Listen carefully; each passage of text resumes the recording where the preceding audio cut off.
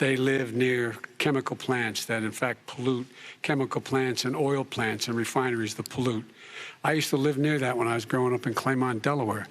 And all the more oil refineries in Marcus Hook and the Delaware River than there is any place, including in Houston at the time. When my mom get in the car and when there was first frost to drive me to school, turn in the windshield wiper, there'd be oil slick in the window. That's why so many people in my state were dying and getting cancer. The fact is, those frontline communities, it doesn't matter what you're paying them, it matters how you keep them safe. What do? And you impose restrictions on the pollutions the pollutants coming out of those fence line communities. Okay, I have one final question. Would he close down the oil industry? It falls. Would you close down the oil industry? By the way, I would transition from the oil industry, yes.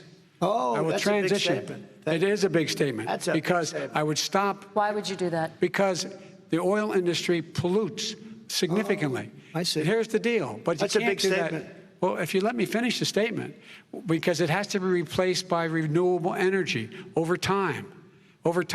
And I'd stop giving to the oil industry, I'd stop giving them federal subsidies. He won't give federal subsidies to the gas, excuse me, to solar and wind. Yeah. Why are we giving it to oil industry? We actually do give it to solar and wind. And that's maybe the biggest statement in terms of business. That's the biggest statement. Okay. Because basically what he's saying is he is going to destroy the oil industry. Okay. Will you remember that, Texas? Will you remember that, Pennsylvania, Oklahoma? Vice President Biden, let me give you 10 seconds to respond, Ohio. and then I have to get to the final question. Vice President Biden.